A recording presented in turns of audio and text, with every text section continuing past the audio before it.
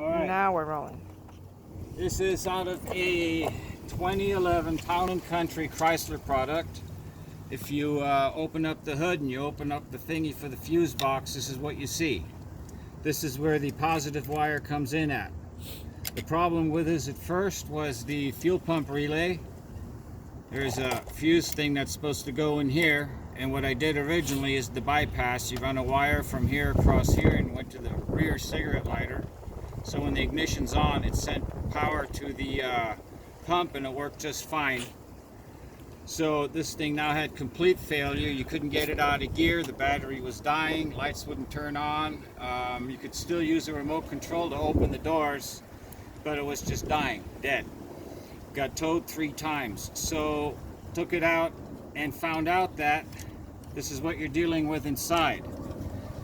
Okay, so we have corresponding to the fuel pump fuse relay, but we also have these 2 relays, others, one more in here, and looks like 2 processors in there.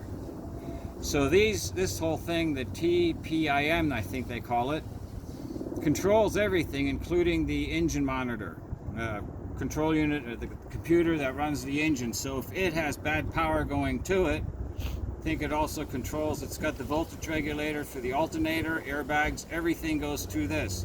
So if this thing goes bad, it just won't run right. My figuring is if this relay went bad, who knows what else is bad in here, and we're going to replace the whole thing. Now this is apparently Durango and Jeep something. They had a recall on this, but this vehicle does not fair. So we're going to replace it, and I saw them online for $158 to probably just deal with this one. But if this one seems to be similar to these, it doesn't make sense. So it's just a matter of time until they fail. So I'm going to replace the whole thing, and maybe we'll have a follow-up. But this is what people deal with the 2011 Chrysler product. Hope it helps. Thank you. And there you have it, folks.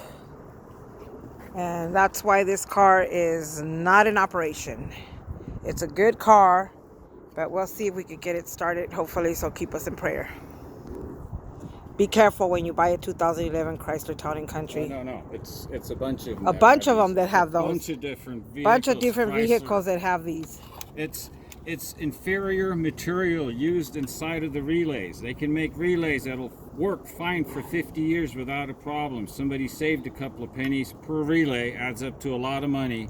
They could make these things last forever. They just cared not to. So if your car automatically just stops like on the freeway like it did to me and almost killed us, then you know it's this thing. Be careful, people. We'll follow up. We'll throw another video. Bye.